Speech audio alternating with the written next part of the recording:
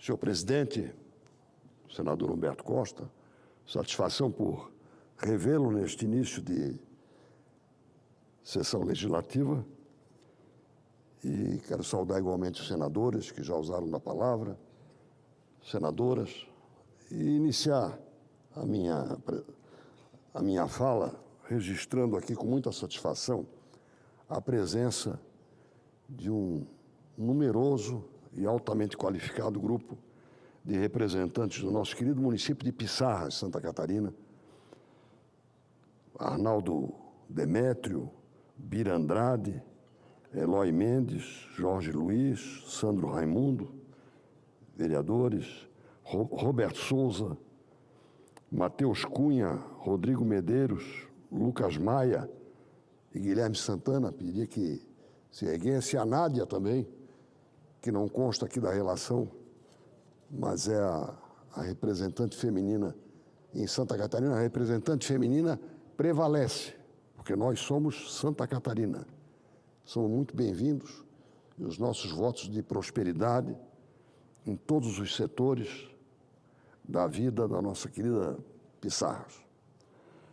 Senhor presidente, hoje nós tivemos uma reunião no TCU, Tribunal de Contas da União, aliás, uma reunião muito bem planejada, e eu quero aqui me congratular com o presidente do TCU, Vital do Rego, com a equipe que conduziu a reunião, que eu considero, presidente, por ser uma reunião relativamente pioneira, a respeito do contrato de otimização da BR-101, é a busca da confiança. O povo não confia mais em nós. Em matéria de congestionamento de tráfego e de falta de solução, nós temos que dar um choque de confiança na sociedade, especialmente em Santa Catarina, porque o congestionamento absurdo que ocorre, especialmente na BR-101 Norte, é insuportável para a economia, para a sociedade, para o transporte de cargas e de pessoas. Então eu faço votos de que nós avancemos também com esta reunião de hoje e com a próxima, aí promovida pela NTT no dia 10 de fevereiro próximo vindouro, primeiro para termos um contrato confiável que estimule e premie a que se tenha um bom desempenho e que regule os feitos e as desfeitas do contrato de maneira justa. Segundo, no dia 10, nós queremos conhecer a descrição das 112 ou 116 obras, ainda há controvérsias quanto ao número, que são consideradas essenciais, devidamente precificadas para avaliarmos o impacto tarifário dessa movimentação para tornar contemporânea à nossa época a gestão de uma rodovia da importância da 101 Norte, daqui a pouco da 101 Sul, da 116 e de outras que venham a ser concedidas em Santa Catarina. Nós perdemos a confiança da sociedade em todas as instituições. E este esforço do Tribunal, do Ministério dos Transportes, da NTT, do Parlamento, do Ministério Público, dos prefeitos, dos vereadores, como os temos aqui, na pessoa dos de Piçarras, é esse esforço conjunto que pode recuperar a confiança da sociedade. Falar que vai fazer não adianta. Queremos cronograma e fiscalização. Foi assim que nós arrancamos o contorno viário da Grande Florianópolis. No momento em que conseguimos um cronograma e avaliação semanal do andamento do cronograma. Porque, por força do cumprimento do contrato, nós jamais teríamos sucesso. Então, caprichar no contrato, ter um cronograma público e publicamente fiscalizado, e aí nós vamos ter a sociedade participando e aí sim confiando. Aproveito ainda, senhor presidente, já falando de um outro assunto, para convocar os companheiros, convocar as pessoas que pensam na justiça, para que sejam solidárias a duas iniciativas. Primeiro, a reclamar a realização da sessão do Congresso para apreciar o veto número 3, o veto do presidente Lula, ao projeto de lei da dosimetria, que eu tive a honra de relatar aqui no Senado Federal, vitoriosos que fomos por 48 votos a 25, o presidente vetou, é do seu direito, mas é do nosso dever e direito apreciar o veto o mais rapidamente possível. Porque a dosimetria é o que eu chamo de primeiro degrau da estrada da justiça. Parodiando com o sonho de Jacó da Bíblia, é o primeiro degrau para desarmar os ânimos no nosso país, para nos aproximarmos da harmonia. E como eu tinha anunciado, caso o presidente vetasse, eu que sempre defendi a anistia, iria apresentar o projeto.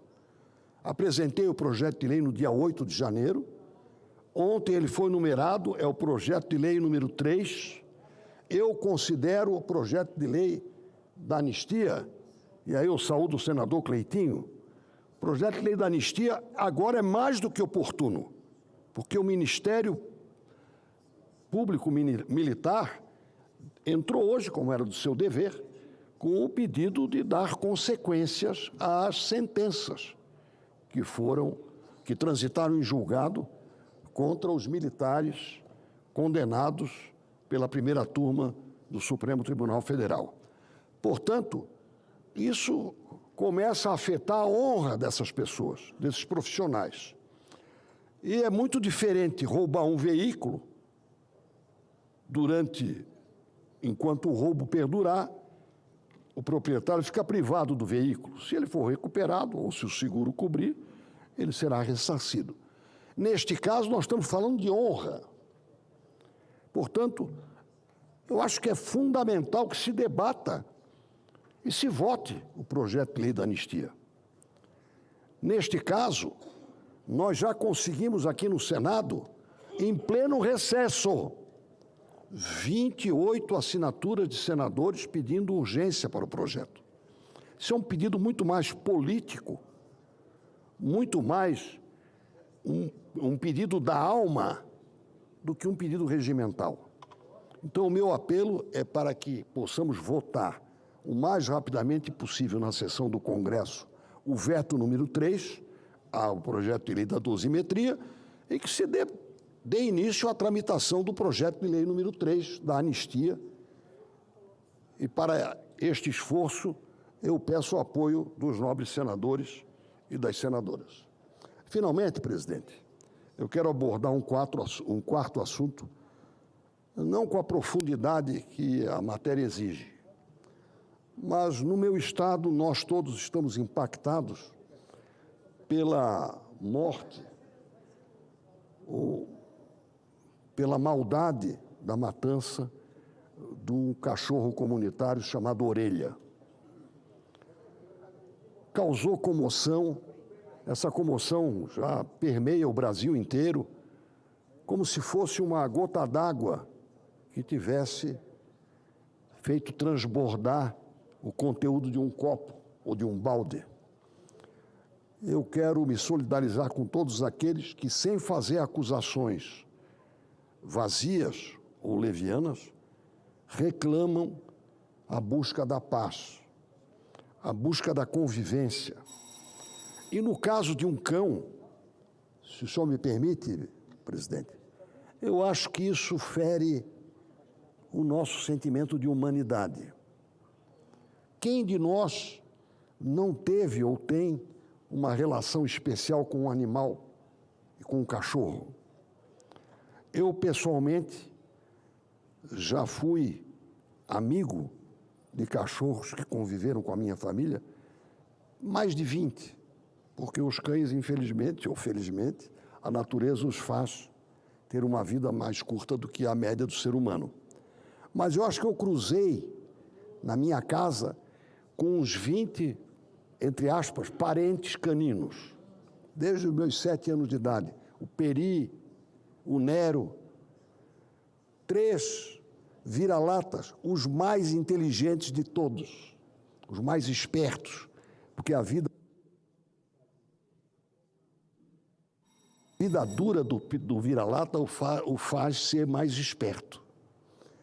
E eu queria trazer aqui para reflexão os que puderem, até para saber o que significa essa afinidade com o cachorro.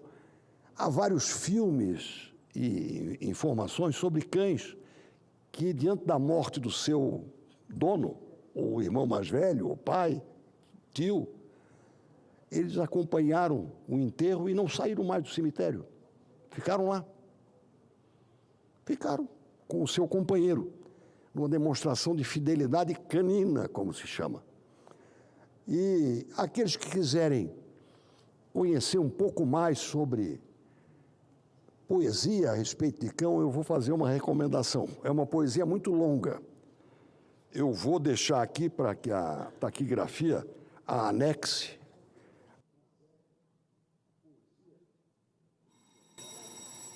O Fiel de Guerra Junqueiro. É uma poesia longa, mas que conta a história de um cão que seria comunitário hoje, que se afeiçoou a um poeta que não tinha nenhum brilho. A deusa da fortuna fez o sucesso do poeta, eles ficaram mais amigos ainda, e depois o cão envelhecendo, o poeta começou a se cansar dele, e o final da poesia, para quem puder compulsá-la, é uma demonstração da fidelidade absoluta